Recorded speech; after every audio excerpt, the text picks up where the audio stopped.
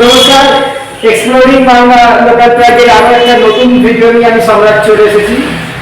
তো কলকাতার ইতিকথার আরো একটা নতুন এপিসোডে আপনাদের স্বাগতম। কলকাতার বিভিন্ন জায়গার ইতিহাস নিয়ে আমাদের এই কলকাতার ইতিকথা চলে থাকে।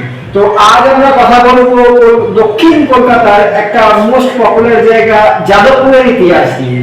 তো যাদবপুর মানে আমরা বুঝে থাকি যাদবপুর ইউনিভার্সিটি কিংবা এটিভি মোড় কিংবা সুলেখা মোড় অথবা সাউথ সিটি মল এইসব জায়গাগুলো বুঝে থাকি। তা এই জায়গাটার অ্যাকচুয়ালি ইতিহাসটা কি, মানে ঠিক জায়গাটা কিভাবে তৈরি হলো, আর সেগুলো আমরা জানার চেষ্টা করবো। তো চলো শুরু করা যাক।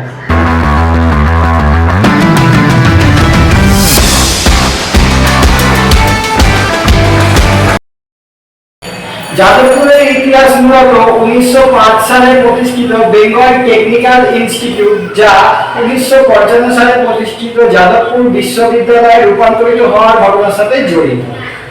এই প্রতিষ্ঠান মূলত ভারতের স্বদেশী আন্দোলনের প্রেক্ষাপটে গড়ে উঠেছিল, যা ব্রিটিশ শাসনের বিরুদ্ধে ভারতের স্বাধীনতা সংগ্রামের একটি অংশ ছিল।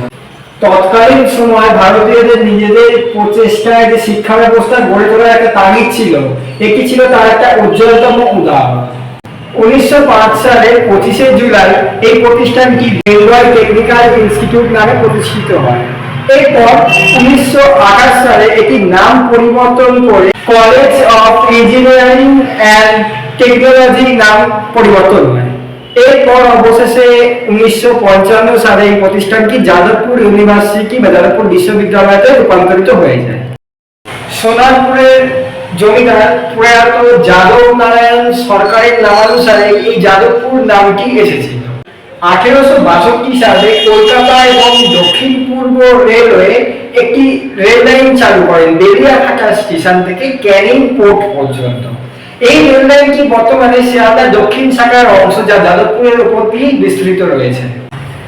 1876 সালে ডক্টর মহেন্দ্রলাল সরকার মৌলিক বিজ্ঞানের মৌলিক গবেষণার জন্য একটি প্রতিষ্ঠান Indian association of the cultivation of science প্রতিষ্ঠা করেছিলেন, যা ব্যক্তিগত প্রতিষ্ঠান হিসাবে কাজ করে। স্যার সিভি রমন আলোক বিচ্ছুরণের উপরে যে যুগান্তকারী আবিষ্কার করেছিলেন তা এই প্রতিষ্ঠানেই। এটি প্রথম ইনস্টিটিউট কর্তৃক ইন্ডিয়ান জার্নাল অফ ফিজিক্সে প্রথম প্রকাশিত হয়েছিল। এটি তাকে 1930 সালে পদার্থবিদ্যার ওপর নোবেল পুরস্কার এনে দেয়। রাজা সুবোধচন্দ্র নন্দী, নগেন্দ্র কিশোর রায়চৌধুরী এবং অন্যান্যদের অনুদানে জাতীয় শিক্ষা পরিষদ বিজ্ঞান ও প্রযুক্তির প্রসারের জন্য 1906 সালে যাদবপুরের এই প্রতিষ্ঠানগুলি প্রতিষ্ঠা করেছিলেন। প্রথমে বেঙ্গল টেকনিক্যাল ইনস্টিটিউট মানবতলায় প্রতিষ্ঠিত হলেও পরবর্তী সময়টিতে যাদবপুরের নিরিবিলি শান্ত শহরতলিতে ট্রান্সফার করা হয়। পরে এটি ইঞ্জিনিয়ারিং অ্যান্ড টেকনোলজি কলেজে রূপান্তরিত হয় এবং 1955 সালে এটি যাদবপুর বিশ্ববিদ্যালয়ে রূপান্তরিত হয়ে যায়।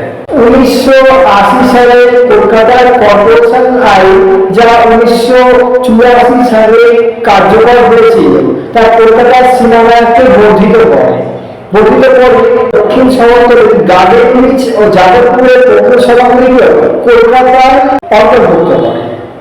1947 সালে বঙ্গভঙ্গের পর পূর্ব পাকিস্তান থেকে এসে অনেক শরণার্থী এখানে আশ্রয় নেয়। প্রাথমিক পর্যায়ে শরণার্থীদের বেশিরভাগই ছিল অকৃষিজীবী, তাদের মধ্যে তারা নিজস্ব ব্যবস্থা করেছিলেন, কিন্তু এটি ছিল ভূমি দখলকারী, যারা পূর্ব বাঙালি শরণার্থীদের বিখ্যাত বা কুখ্যাত করে তুলেছিলেন। ভূমি দখল, ব্যারাকের জোরপূর্বক দখল থেকে শুরু করে ব্যক্তিগত, সরকারি এবং প্রকৃত জমি সম্মিলিতভাবে দখল পর্যন্ত বিস্তৃত ছিল। 1948 সালে প্রথম দিকে যাদবপুরে এলাকায় মধ্যবিত্ত শরণার্থীদের বসবাস ছিল। শরণার্থীদের সাথে এরকমটা ঘটেছিল, প্রথমে সরকারি জমিতে, তারপর ব্যক্তিগত সম্পত্তিতে, যার ফলে একটি সংঘর্ষ সংঘটিত হয়।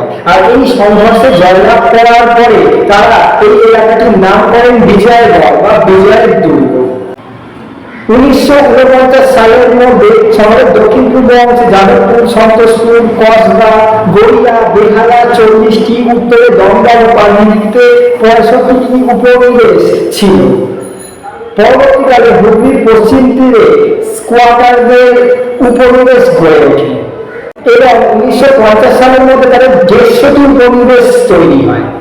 তাদের নাম ছিল সূর্য সেন নগর, বাপুজি নগর, বিধানপল্লী, আদর্শ নগর। তাদের স্রষ্টাদের অতীতে স্মৃতি এবং ভবিষ্যতের আশা প্রতিফলিত করে। স্কোয়াটাররা বৈধতা ও সরকারি সাহায্য পেতে বিভিন্ন কৌশল অবলম্বন করে। একটি সাধারণ অভ্যাস ছিল কলকাতা শহরের নেতৃস্থানীয় ব্যক্তিত্বদের তাদের শরণার্থী সমিতি সভাপতি হওয়ার জন্য আমন্ত্রণ জানানো। একসময় দেশবন্ধু চিত্তরঞ্জন দাসের বিধবা স্ত্রী বাসন্তী দেবী যাদবপুরের শরণার্থী শিবির সমিতির সভাপতি হয়েছিলেন অল্প সময়ের জন্য। পূর্ব বাঙালি শরণার্থীদের জীবন পুনর্নির্মাণের প্রচেষ্টা কার্যত নিজস্ব প্রচেষ্টার মাধ্যমে আত্মপুনর্বাসন হিসাবে বলা হয়েছে। তাদের সাফল্যের একটি উদাহরণ নিলে বলা যায় 1952 সালের মধ্যে বিজয়গড়ে 4টি স্কুল, একটি কলেজ, একটি বাজার, একটি ডাকঘর, একটি মন্দির, এমনকি একটি হাসপাতাল ছিল। নিঃসন্দেহে বিজয়গড় উন্নয়নের জন্য অনুসরণের একটি মডেল ছিল।